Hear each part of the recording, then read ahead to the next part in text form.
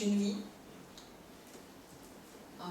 Les liens familiaux aussi d'ailleurs. Hein. Si on retrouve une fille et qu'elle retrouve ses parents des années après, les liens sont immédiats. Ils n'oublient pas. Les amitiés, c'est pareil. Ces groupes de bachelor, par exemple, c'est assez fréquent de retrouver deux étalons qui s'entendaient bien, qui ont grandi plusieurs années ensemble, hein, par exemple de 3 à 7, 8 ans, jusqu'à ce qu'ils aient leur famille, se retrouver et garder leur famille ensemble, en se partageant les rôles, en se partageant les responsabilités. Chaque membre du groupe a son propre rôle, a son statut, et ils vont les garder tant et aussi longtemps que le groupe peut rester ensemble. Ils forment aussi des équipes, hein, typiquement une équipe de travail, hein, quand deux étalons se retrouvent et se mettent ensemble, ils se partagent le travail de garder en sécurité leur famille. Les juments vont aussi se garder les petits.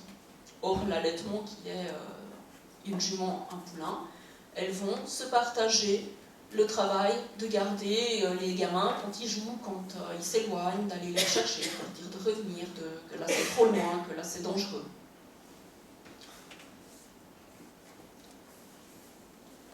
Là, on a mis le mot choix parce que c'est la première chose qu'un cheval va faire, va choisir de se mettre avec celui-ci ou avec celle-là. Tant qu'il peut, il va le faire. Il y a le contexte, des accidents, des séparations, typiquement quand ils vont rechercher les Mustangs aux États-Unis, ils arrivent avec les hélicoptères, avec les chevaux au grand galop, et ils vont séparer des familles, ils vont séparer des troupeaux complets. Il y a des chevaux qui vont se retrouver complètement seuls, qui vont se remettre avec n'importe quel cheval, n'importe quel groupe de chevaux qu'ils vont trouver sur le chemin. Donc, ces choses-là ne sont valables qu'en fonction des contextes qu'ils auront.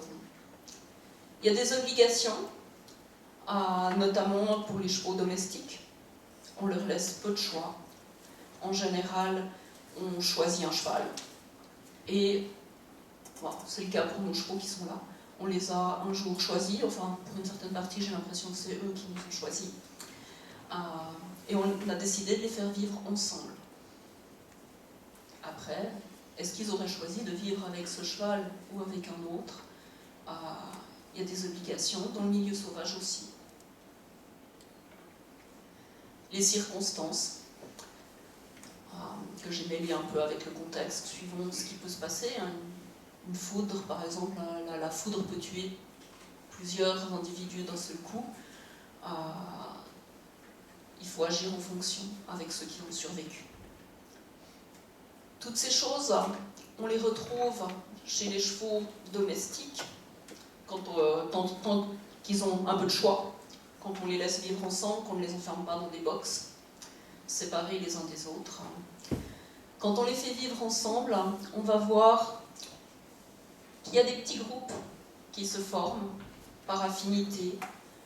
Dans ce troupeau en particulier, on a 4 hongres, donc mâles qui ont été castrés, et puis toutes les autres sont des jumeaux. Là, à l'époque, il y en avait encore 16, là maintenant il y en a 15. On voit bien que les hongres se sont partagés, du moins les 2 hongres les plus âgés se sont partagés une grosse partie des jumeaux, mais on voit bien aussi que les jumeaux passent de l'un à l'autre parce que les 2 hongres s'entendent très très bien, n'ont pas de conflit entre eux, et les jumeaux peuvent agir par affinité.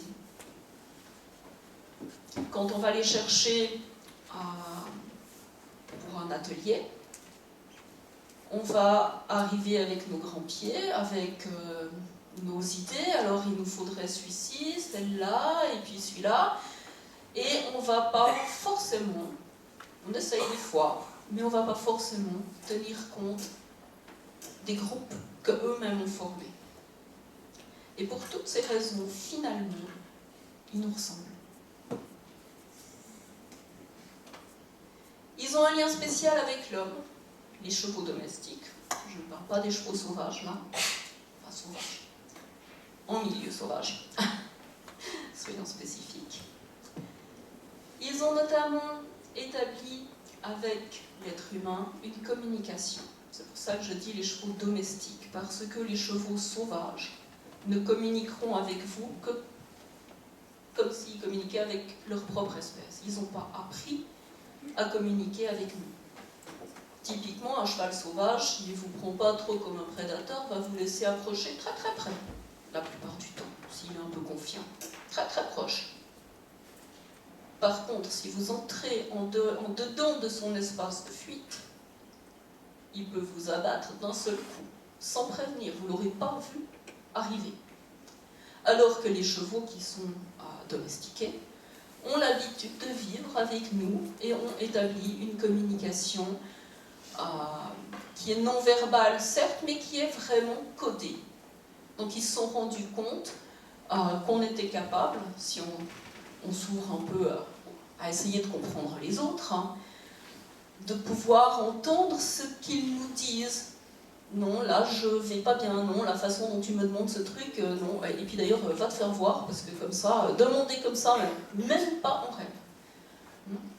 Donc ils vont prendre le temps, on peut lire, c'est ce que je vais donner comme information en général aux participants, c'est de regarder les oreilles qu'on peut voir depuis partout, ça nous renseigne beaucoup sur l'état émotionnel des chevaux, évidemment. Ce serait facile et simplificateur de garder que les oreilles, mais ça nous renseigne beaucoup. Et on peut s'apercevoir qu'ils vont être extrêmement patients, jusqu'à ce qu'on ait compris. Là où un cheval à l'état sauvage nous aurait envoyé bouler à 10 mètres, eux ils sont encore en train de nous dire « Écoute, là comme ça je ne sens pas bien, non, et là il va falloir que tu changes un petit peu de posture, parce que là j'ai pas envie, ça va pas le faire. » Et si on regarde la petite qui est là, qui a de l'ordre des 2 ans à peu près, on avait organisé une journée un peu spéciale pour les familles. C'était la plus jeune, elle évoluait à peu près librement au niveau des 15 chevaux. Et j'ai eu la chance qu'elle soit dans le groupe dont je m'occupais, avec ses parents et ses frères et sœurs. Et là, elle est devant un cheval qui a été très longtemps étalon et qui a gardé tous ses comportements d'étalon. C'est lui qui va assurer typiquement la sécurité au niveau du groupe de chevaux qu'on a en France. Et on a ce petit bout de chou qui s'accroupit devant, genre « Salut cheval !» Et un cheval qui est là et qui se dit « Ok, alors j'ai affaire à un petit humain au déplacement quelque peu délicat. Ça a 2 pieds mais ça ne tient pas bien debout. C'est tout petit, il faut sûrement que je fasse très attention. » Donc ils l'ont complètement pris en compte au niveau de tout le troupeau.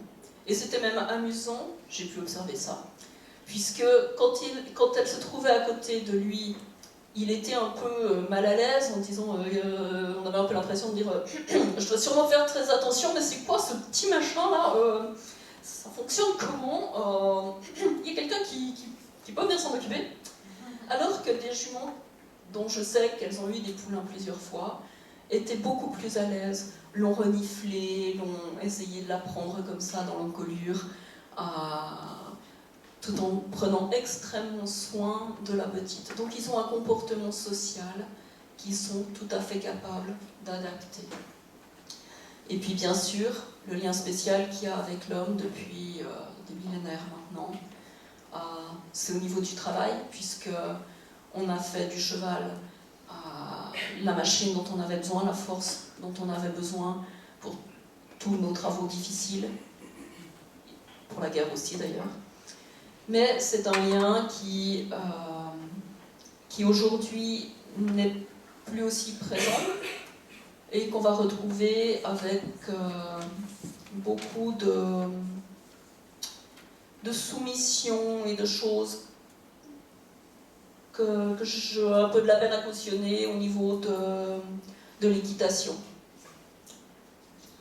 Donc du coup, on est très content de pouvoir trouver un autre travail à faire, à inventer, à comprendre avec ce que peuvent nous donner.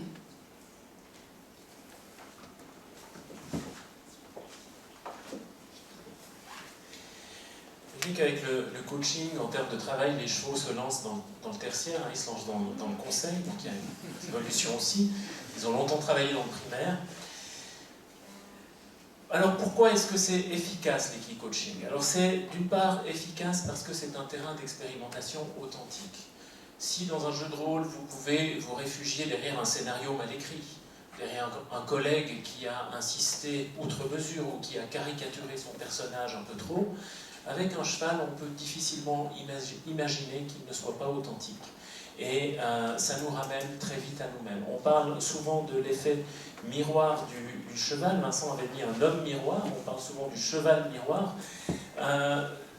On n'aime pas trop cette expression cheval miroir parce qu'elle est passive. Bien sûr que le cheval nous renvoie très vite une image de nous-mêmes, mais il a une autre qualité qu'un miroir, c'est qu'il est capable aussi de nous poser des questions.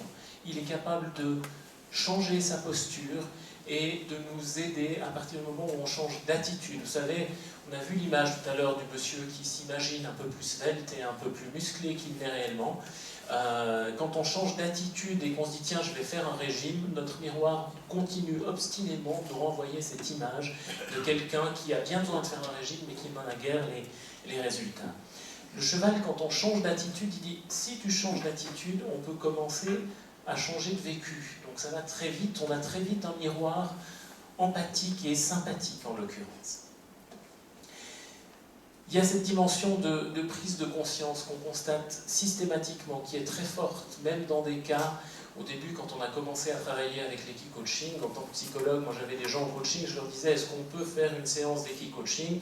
Ah non, je préfère faire quelque chose de classique, travaillant de manière classique.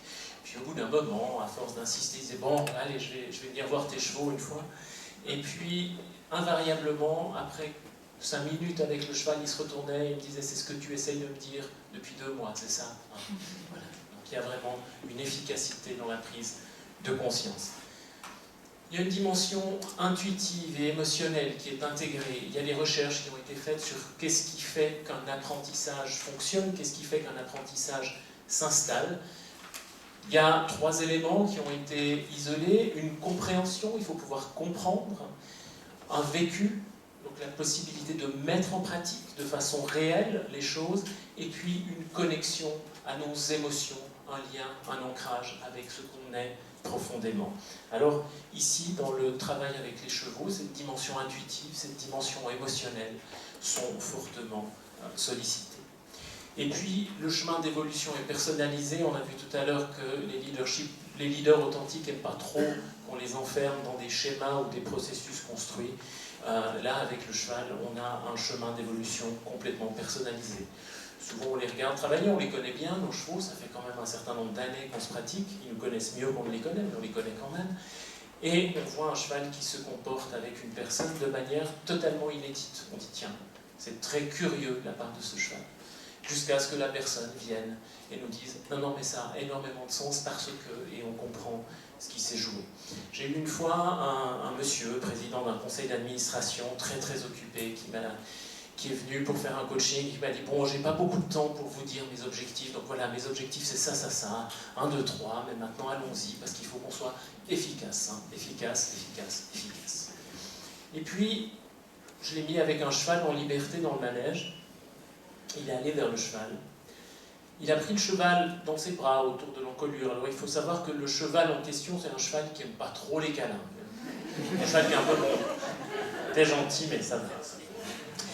Et là, la jument a posé la tête sur son épaule et ils sont restés comme ça pendant 20 minutes.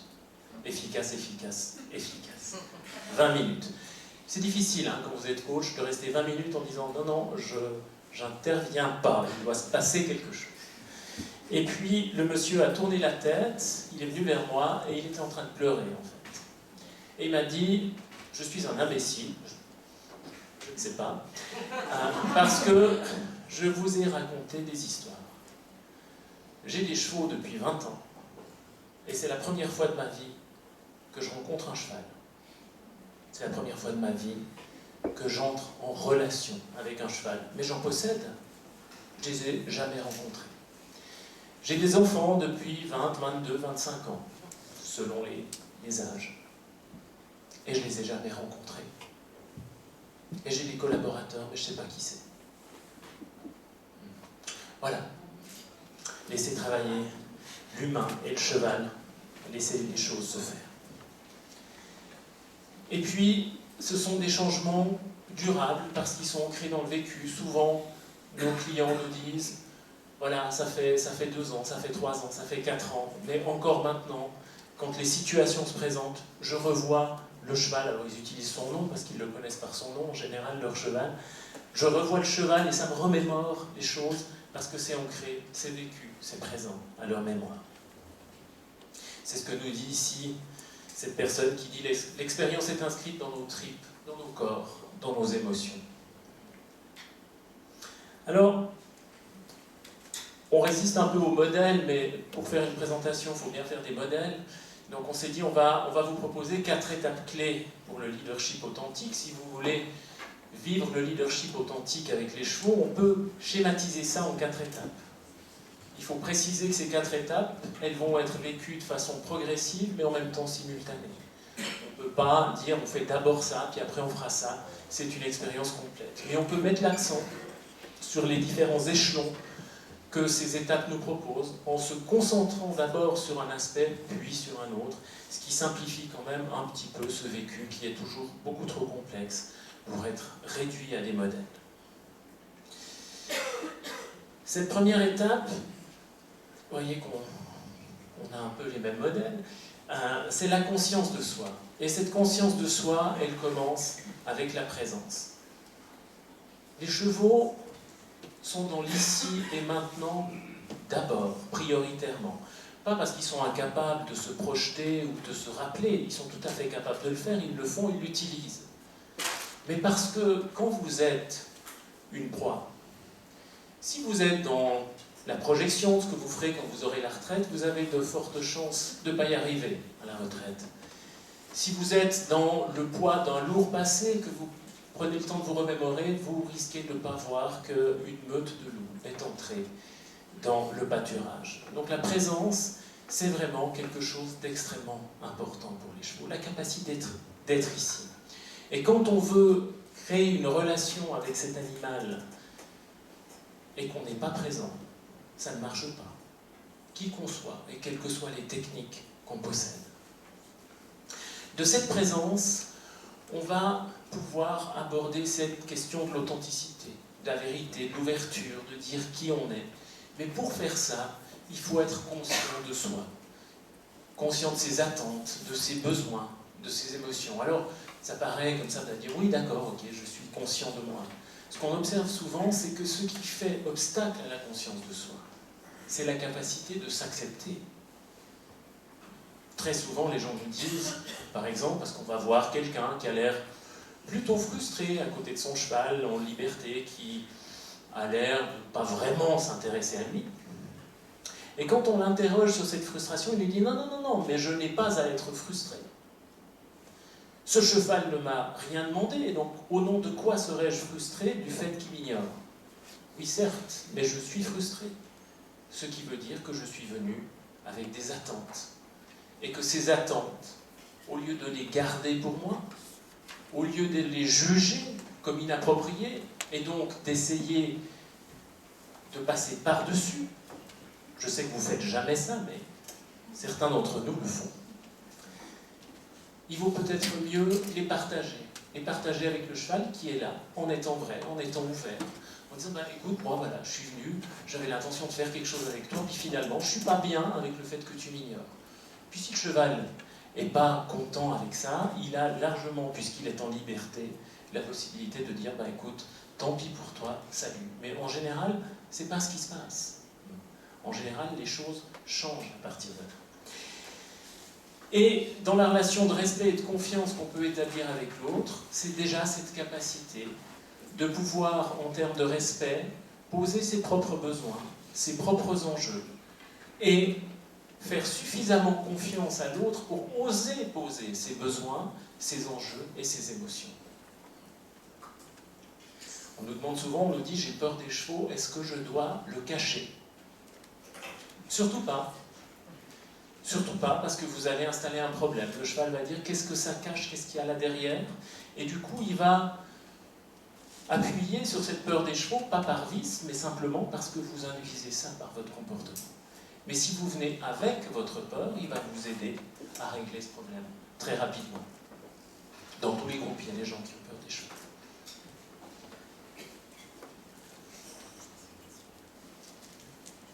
On a essayé de choisir des citations qui faisaient un peu sens. J'ai reconnecté mon esprit et mon corps pour la première fois dans ma vie professionnelle. Cette expérience était bouleversante et a transformé la manière dont je considère les relations et le leadership. Ce que nous avons expérimenté en tant qu'équipe a transformé nos relations et créé un lien fort et positif.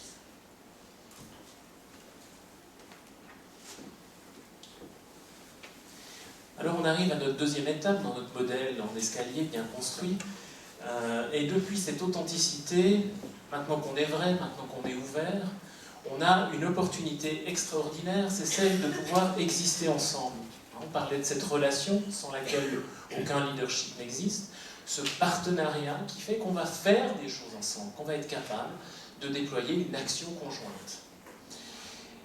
Et ça va se baser sur notre capacité à nous accepter mutuellement.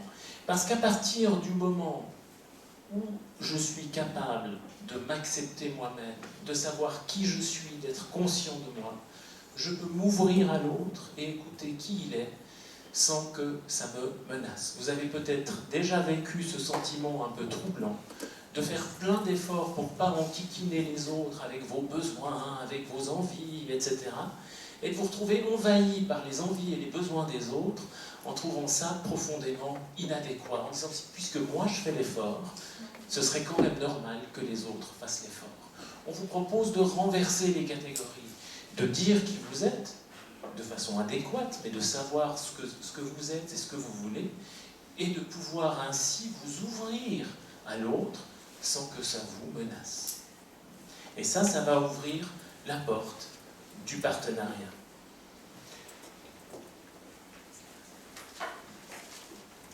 Impossible de tricher face à l'animal. Il faut mobiliser toutes ses énergies, aller puiser au fond de soi.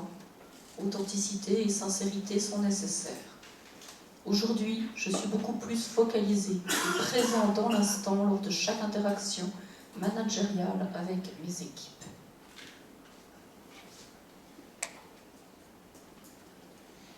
La conscience de soi, ça peut être étonnant quand on la met en regard de la conscience de l'autre, la compréhension de l'autre.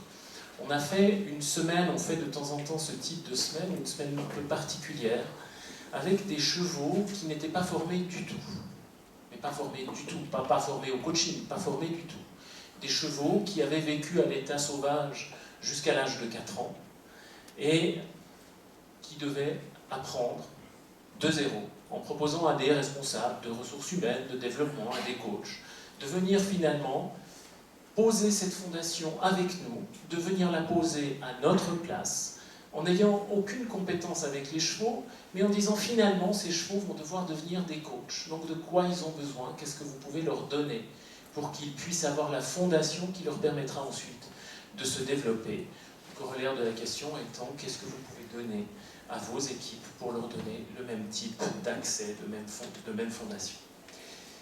Et puis on leur a proposé d'aller à la rencontre de ces jeunes chevaux qui étaient en liberté dans un paddock. En liberté. Alors ils avaient peur, ils avaient peur des chevaux, c'était des chevaux qui avaient des comportements moyennement policés, on va dire. Ce sont d'abord des jeunes chevaux, ensuite des chevaux qui n'ont pas l'habitude de l'être humain.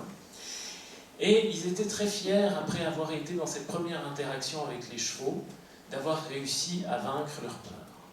Alors on leur a proposé un tout petit recadrage. On leur a dit maintenant, imaginez qu'à votre place, on prenne un groupe de tigres, qu'on vous mette à la place des chevaux, on vous met dans un parc comme ça, en liberté, et puis on fait entrer un à un tous les tigres dans le parc. Et les tigres vont être très fiers parce qu'ils n'ont pas eu peur de vous. C'est exactement ce que ces jeunes chevaux ont vécu. Ils sont confrontés à une autre espèce, ils n'ont pas l'habitude de travailler avec cette autre espèce. Cette autre espèce est potentiellement menaçante, et eux ont aussi fait le chemin de trouver le courage d'entrer en relation avec eux. c'est pas seulement moi en tant qu'être humain qui ai le courage de m'approcher de ce grand animal menaçant. C'est lui aussi qui a le courage d'entrer en relation avec moi. Depuis ce exister ensemble, on peut aller plus loin, parce qu'exister ensemble, on est toujours dans le 1 plus 1. On fait des choses ensemble, toi et moi. Alors, au-delà de ça, il y a cette idée d'appartenance, d'une identité commune, de dire « je ne suis pas en train de faire ton projet », parce qu'au départ, les chevaux, ils font notre projet dans un manège. Hein, quand on leur dit ben voilà, on va faire un extraordinaire slalom, toi et moi, le cheval dit oui, si ça fait sens pour toi, c'est bien. Dans cette idée d'appartenance, il y a l'idée de notre projet. C'est pas je fais ton slalom, c'est nous faisons ça ensemble, avec chacun notre rôle, parce que ça fait du sens pour nous. Alors c'est un pas plus loin, ça suppose de pouvoir partager ouvertement, et ça suppose d'avoir suffisamment de respect de part et d'autre pour s'impliquer dans cette relation, pour s'impliquer dans ce projet. Et d'avoir suffisamment confiance l'un envers l'autre pour être patient et pour se dire les choses vont se faire, elles vont trouver leur place. Tout le monde a été profondément changé par cet atelier. Il y a clairement eu un avant et un après, et les choses ne pourront plus jamais être les mêmes. La solidarité, l'acceptation mutuelle, l'humilité, une relation forte et confiance se sont développées dans le groupe et commencent à se propager dans l'entreprise. Je n'ai jamais expérimenté une formation aussi impactante pour changer le cœur et l'attitude des gens. Nous avons commencé une nouvelle aventure humaine.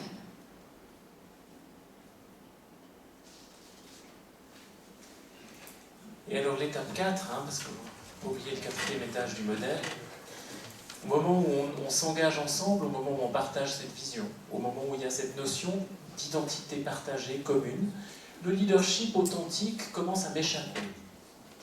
C'est plus moi le leader authentique, c'est plus la question de savoir si je suis ce personnage charismatique, centré, conscient de lui-même, capable d'emmener l'autre. Tout d'un coup, je me rends compte que ce leadership, on ne sait plus où il est. C'est nous, ce leadership. Il est partagé, il fait partie de l'équipe qu'on forme, et ce n'est plus une question personnelle. Et on va arriver à un moment de complicité dans lequel on est dans la pleine acceptation et dans le lâcher-prise en disant finalement, on s'est donné un cadre, mais si l'autre sort du cadre, c'est juste pour mieux arriver à la vision. C'est pas pour me dribbler, c'est pas parce qu'il essaye de faire autre chose, c'est parce qu'il essaye de faire quelque chose que je ne suis même pas capable de voir. Et à ce moment-là, on va atteindre ce sentiment d'accomplissement, ce sentiment d'unité, où on n'est plus dans du 1 plus 1, on n'est plus dans du 2, on est dans une unité qu'on forme ensemble et qui agit comme un seul homme.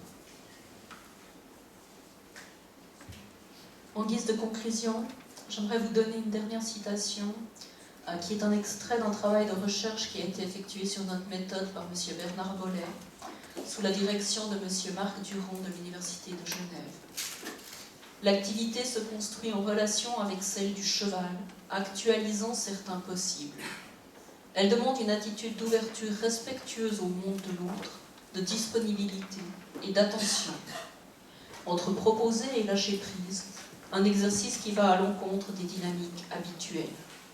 Frottement de deux mondes qui favorise l'émergence d'une co-construction.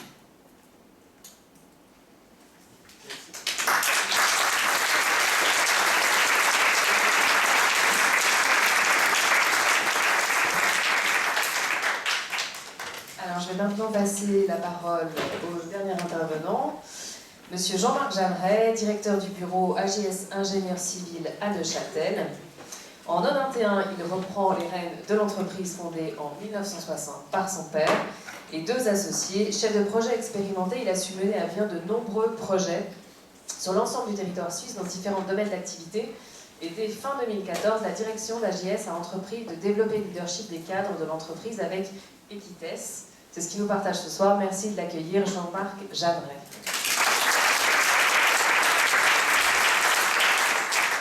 Merci beaucoup.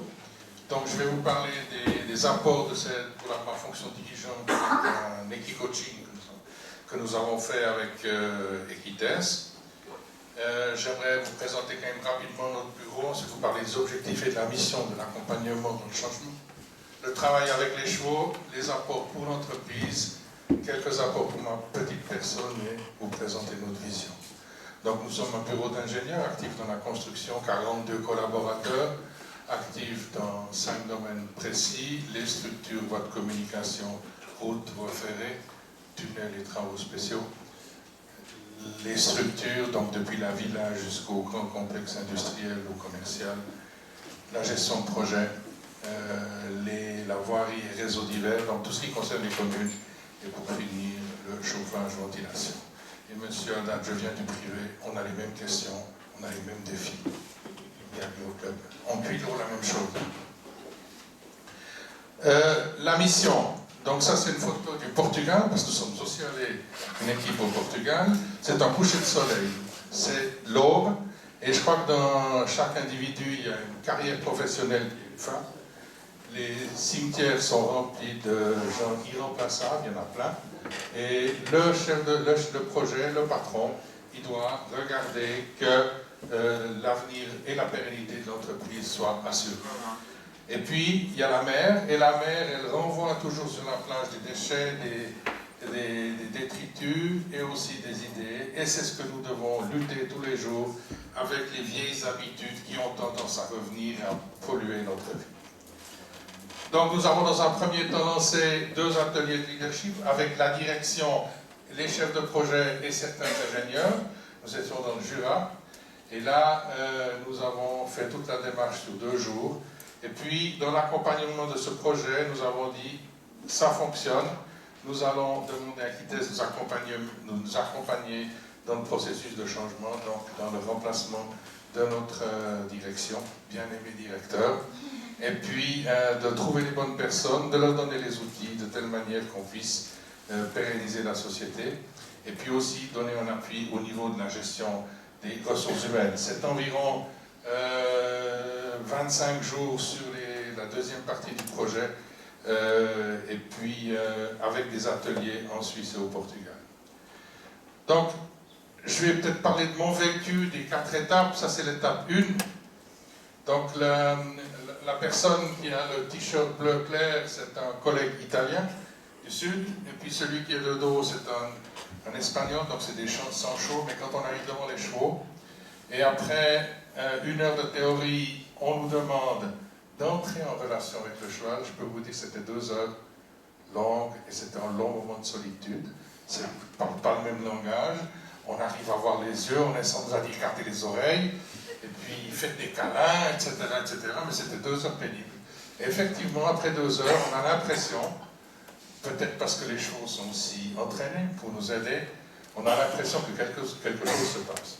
Et puis, dans le stage, il y a le développement qui continue, et puis on a la licole. Alors ça, c'est bien, parce que le cheval, on a quand même encore malgré qu'on essaye d'être partenaire, on a quand même encore la licole qui nous permet d'essayer de le contenir. Donc l'objectif de l'exercice, c'était de montrer la vision, de montrer l'intention, et de faire tourner le cheval autour du poteau, autour du cône et autour du collaborateur. Et puis, on travaille, et puis après, ça c'est le Graal. Ça c'est mon collègue de direction, je vous expliquerai où j'étais moi après. Vous regardez s'il vous plaît sa tête, ses mains, et puis, donc il y a le son, il n'y en a pas.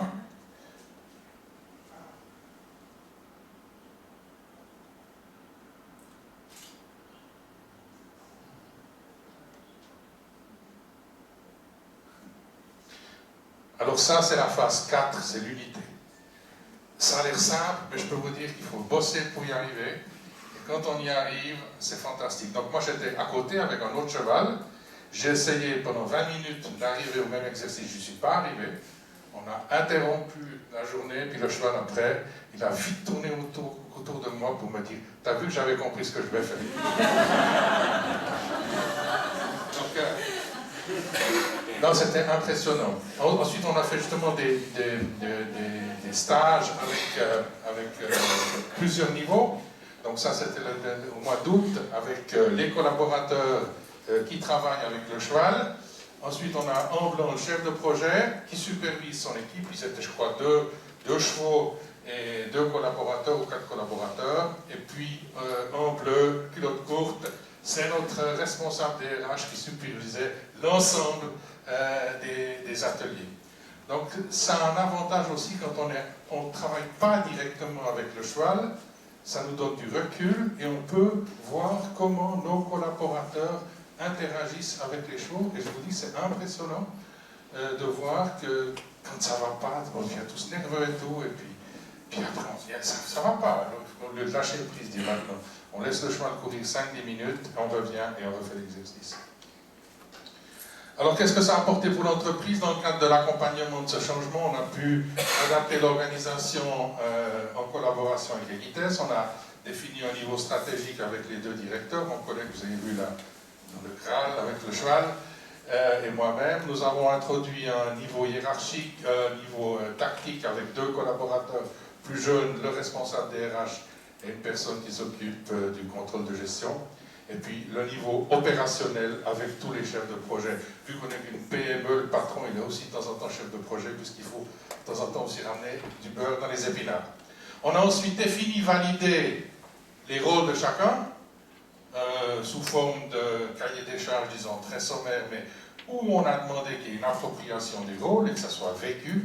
Donc peu de papier, mais vraiment une appropriation des rôles. On a défini ensemble une vision, donc l'ensemble des chefs de projet avec l'appui d'Equites une vision, je reviendrai après. Puis maintenant, on essaye de la mettre en œuvre. Donc c'est clair, une vision, c'est comme le sommet du Cervin, c'est loin, il y a des hauts et des bas. Maintenant, nous, on est dans un bas, il faut qu'on remonte. Mais simplement, c'est là qu'on va aller. Dans 5 ans, on y sera arrivé et on met tout en œuvre.